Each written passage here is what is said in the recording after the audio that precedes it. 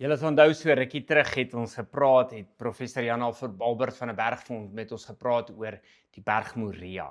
En hy het gepraat uit die hoek van Isak, Genesis 22, en die offer van Isak, wat ons kry in Genesis 22, en mooi gewys hoe Christus natuurlik die ultimate Isak is.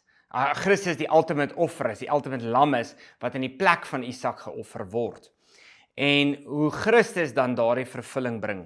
En vanmôre kyk ons na die bergreeks Moria uit die ander hoek uit die hoek uit van Golgotha. Golgotha is natuurlik die plek waar Jesus gekruisig word en Golgotha was ook deel van die berg Moria.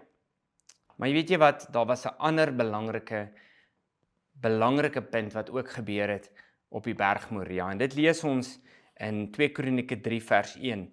En Salomo het die huis van die Here begin bou in Jerusalem op die berg Moria, waar hy aan sy vader verskyn het op die plek wat Dawid gereggemaak het, op die dorsvloer van Ornan, die Jebusiet.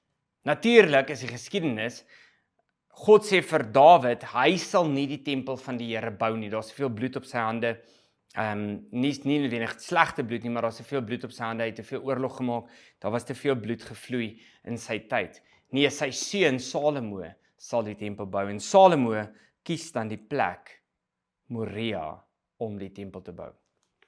Hou in gedagte dat in die allerheiligste van die tempel was die bloed ingedra deur die priester, deur die hoëpriester, Levitikus 16 se beskrywing, deur die hoëpriester wat die bloed eenmaal 'n jaar ingedra het. Hou in gedagte dat dit ook Christus is wat sterf op die bergreeks Moria by Golgotha. Ja, hy sterf nie waar die tempel staan nie, want in die tyd van Jesus staan die tempel nog.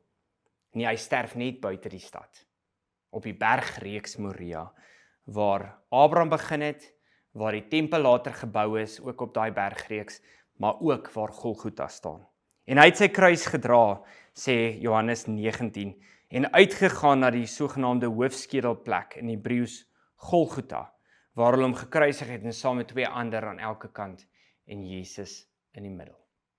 Jy sien die lam van God word gekruisig op die berg Moria.